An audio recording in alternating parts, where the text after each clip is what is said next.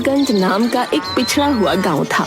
वहाँ के लोग बाकी दुनिया के मुकाबले काफी पीछे रह गए थे और यही वजह थी कि वो लोग बहुत सीधे साधे और नादान भी थे। फूलगंज आज भी किसी 70 के दशक में दिखाए जाने वाले गांव जैसा लगता था। भैया, मैं स्कूल जा रही हूँ। मुझे माफ कर दे बहन। अरे क्या हो गया? आप किस बात की माफी मांग रहे हो? मैं तेरा बड़ा भाई हूँ और तू मेरी छोटी बहन, पर फिर भी मैं बेरोजगार बैठा हूँ और तू नौकरी कर रही है। अरे तो क्या हुआ, आदमी काम कर सकते हैं तो क्या औरत नहीं कर सकती? शहरों में करती होंगी पर हमारे यहाँ नहीं करती। तो गांव की इकलौती लड़की है जो नौकरी करती है, क्योंकि तेरा भाई एक नंबर का नाकारा है। हमारे माँ बाप ऊपर से देखते होंगे तो मुझे कोसते होंगे। ओफो भैया, आप कितना सोचते हो। चलो इसको ऐसे समझ लो कि जो आपने मजदूरी करके मुझे पढ़ाया है कि उसी का बदला है। अच्छा मैं चलती हूँ वरना देर हो जाएगी। हाँ तू जा, वैसे भी तांगे से जाना होता है तुझे। यहाँ ऑटो रिक्शा या बस तो चलती नहीं है। सीमा तांगा करती है और स्कूल की तरफ चल पड़ती है। इधर पवन सोच रहा था कि वो क्या काम करे जिससे घर का खर्चा चल सके और उसकी बहन को आराम मिल सके। पहले वो मजदूरी किया करता था, पर बीतते वक्त के साथ गांव में इतने मजदूर हो गए कि उसके लिए काम ही नहीं बचा।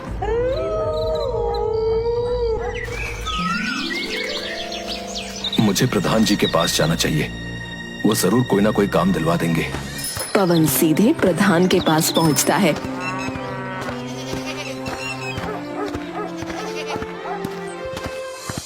आओ पवन, कहो कैसे आना हुआ? प्रधान जी, मुझे काम चाहिए। मैं पिछले लंबे समय से बेरोजगार बैठा हूँ और मेरी बहन स्कूल पढ़ाने जाती है। आप समझ सकते हैं कि एक बड़े भाई के लिए ये कितने शर्म की बात है। पर गांव में तो कोई काम नहीं है। तुम ऐसा करो, शहर चले जाओ। बहन को अकेला छोड़कर शहर जा सकता होता तो कब का चला गया होता। कोई ऐसा जुगाड़ करिए जिससे मुझे यहीं कुछ अच्छा काम मिल जाए।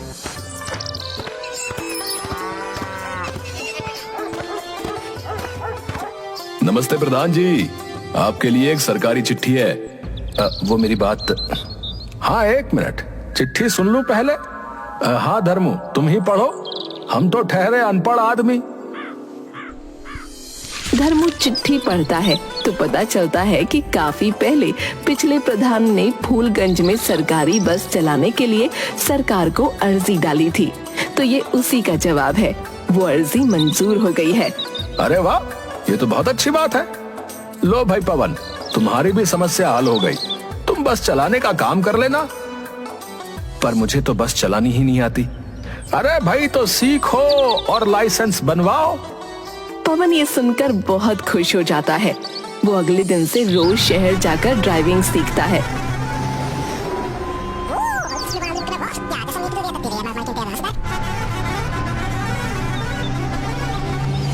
और लाइसेंस भी हासिल कर लेता है।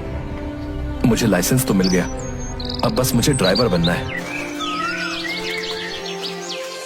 पवन प्रधान से बात करता है तो प्रधान सिफारिश करके उसको ड्राइवर की नौकरी दिलवा देता है। अब जब पहली बार गांव में बस आती है तो सब हैरान रह जाते हैं, क्योंकि उन्होंने जीवन में पहली बार बस देखी थी। अरे बाबा रे, अरे अरे ये तो बस है। बस, ये तो बड़ा सा लोहे का डब्बा लग रहा है। अरे भैया चलता कैसे है? इसमें तो ना बैल लगा है ना घोड़ा। ये ईंधन से चलती है, इसे डीजल कहते हैं। डीजल कहाँ है? मुझे तो कहीं नहीं दिख रहा। अरे रामकली काकी, डीजल एक तेल होता है जो इसके अंदर पड़ता है। तो इसमें कितने लोग बैठ सकते हैं? 50-60 लोग। अरे बाप रे, 50-60 लोग, ये तो कमाल की चीज है। तो अब मैं इसी से स्कूल जाऊंगी। अरे सबसे पहले मैं बैठूंगा इसमें। हटो सब लोग, हटो। हाँ आइए प्रधान जी, मैं हूँ इस बस का चालक और ये है राजू, इस बस का कंडक्टर। क्या क्या क्या कहा? कंडक्टर मतलब सहायक। अब सबसे पहले प्रधान उस बस में चढ़ता है। उसके पीछे गांव के बाकी लोग बारी बारी चढ़ते हैं। सब हैरानी से बस के अंदर इधर उधर देख रहे थे। सब लोग आराम से बैठ जाइए, अब हम लोग चलने वाले हैं। जैसे ही बस पवन ने स्टार्ट की तो सब उसके कंपन से डर जाते हैं और चिल्लाने लगते हैं। हे भगवान, ये क्या हो रहा है? लगता है भूकंप आ रहा है, बचाओ बचाओ। भैया, हम सब मरने वाले हैं। हाय राम, हमारी मदद कर। अरे चुप करो आप लोग, पागल हो क्या? बिल्कुल, बस को जब स्टार्ट करते हैं तो ऐसा कंपन होता है। चुपचाप बैठे रहो। क्या करते हैं? स्टार्ट क्या? अरे स्टार्ट। अच्छा सब छोड़ो, 100 बातों की एक बात यह है कि जब तक मैं ना कहूं कि कुछ गड़बड़ है तब तक अपनी जगह से हिलना नहीं है, समझे सब लोग? हाँ ठीक है। हाँ भैया ठीक है, चलो बस चलाओ। पवन अब दोबारा बस स्टार्ट करता है और चलाना शुरू कर देता है।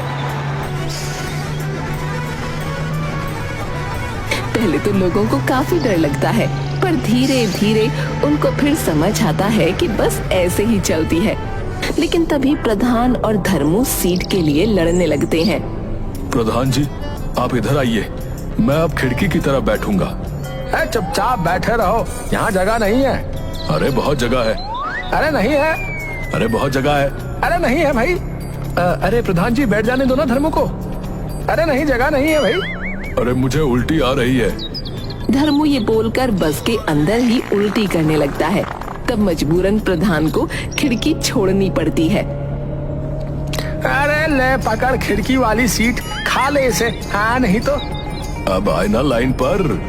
उनके बाद राजू टिकट काटने के लिए खड़ा हो जाता है। हाँ जी, कहाँ जाना है आपको? मैं तुझे क्यों बताऊँ कहाँ जाना है? अरे बताओगी तभी तो मैं टिकट काटूंगा। क्या काटेगा? टिकट। ये क्या होता है? अरे मतलब जाना कहाँ है, वहाँ का नाम बताओ और पैसे दो। मैं तुम्हें एक पर्ची दूंगा उस जगह की, ताकि पता रहे कि तुमने पैसे दे दिए हैं। जब अपनी मंजिल पर पहुँचूंगी तभी तो पैसे दूंगी, पहले कौन पैसे देता है? यार पवन, अपने गांव वालों को समझाओ, मेरा तो दिमाग खराब हो जाएगा। खास तौर पर ये तुम्हारी रामकली काकी, इनका मुंह बंद कराओ यार। अरे रामकली काकी, बस में पहले पैसे देने होते हैं, इसका यही नियम है। जैसा राजू कह रहा है वैसा करो। ठीक है, लाओ दो। वो अब क्या नाम लिया था तुमने? हाँ, टिकट। अजीबो गरीब किस्सा है बस का तो भैया, ये हमारे बस की नहीं है। आपको मजाक सूझ रहा है? मैं तो सोच रहा हूँ कि ये कंडक्टर अगर सारे पैसे लेकर भाग गया तो क्या होगा। अरे ओ चाचा, मैं सरकारी कंडक्टर हूँ, मेरा पूरा बायोडेटा है सरकार के पास, मैं कहाँ जाऊंगा भागकर। हाँ ठीक है। आप लोग गलत चीज पर ध्यान दे रहे हो।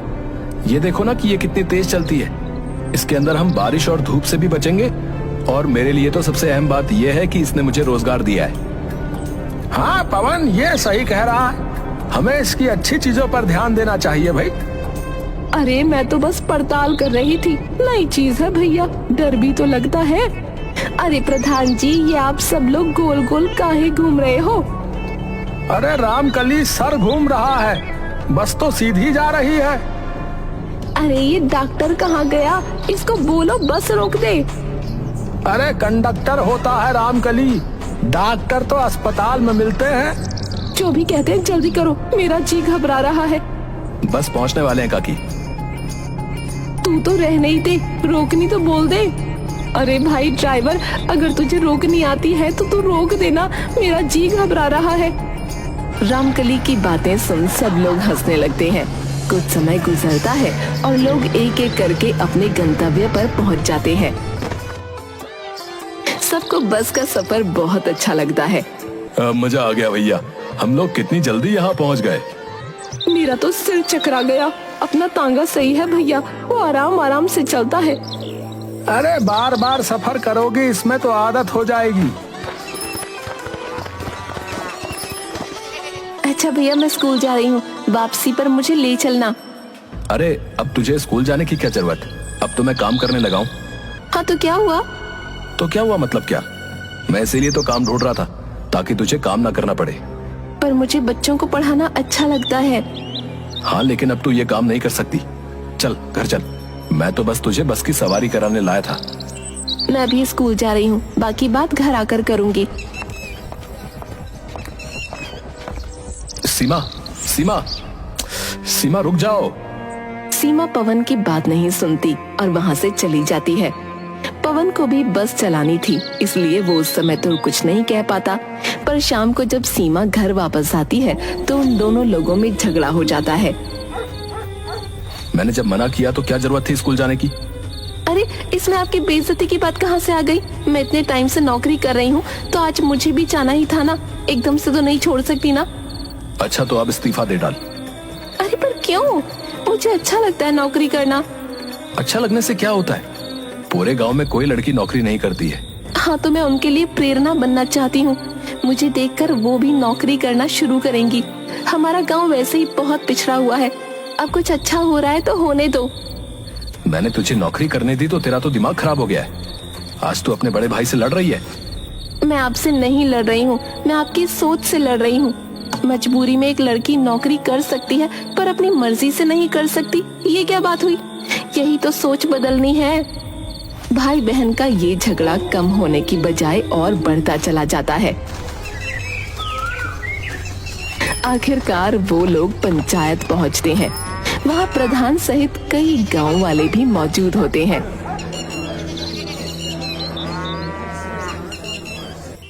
मैं तुम लोगों की पूरी बात समझ गया हूँ।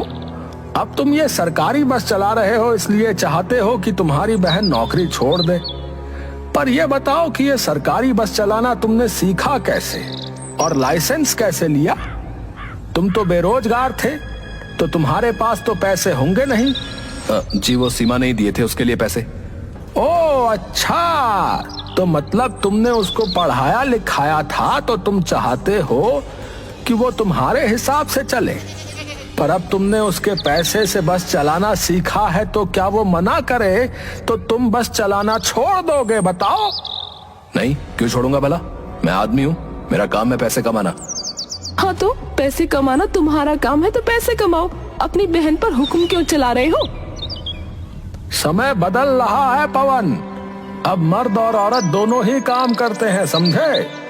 हाँ मैंने माना कि अपने गांव में ऐसा नहीं है, पर कभी तो परिवर्तन की शुरुआत होती है। तुम्हारी बहन ने सही कहा कि वो बाकी लड़कियों के लिए एक प्रेरणा स्रोत बनेगी। हमारे गांव में बस आई, वो हमारे लिए एक बहुत बड़ा परिवर्तन था। पर तुमने हम सबको सिखाया कि बस में कैसे बैठना है, कैसे क्या करना है। तो जब तुम उस परिवर्तन को इतनी आसानी से स्वीकार कर सकते हो तो इस परिवर्तन को क्यों नहीं भाई? सब लोग मिलकर पवन को समझाते हैं तो उसको ये बात समझ आ जाती है कि उसे अपनी बहन के फैसले की इज्जत करनी चाहिए और उसे नौकरी करने देना चाहिए। मुझे लगता है कि आप सब लोग सही बोल रहे हो। सीमा, तुम्हें अपनी जिंदगी में आगे बढ़ने का पूरा हक है। तुम अपनी नौकरी बेझिझक होकर करो, मैं तुम्हारे साथ हूँ।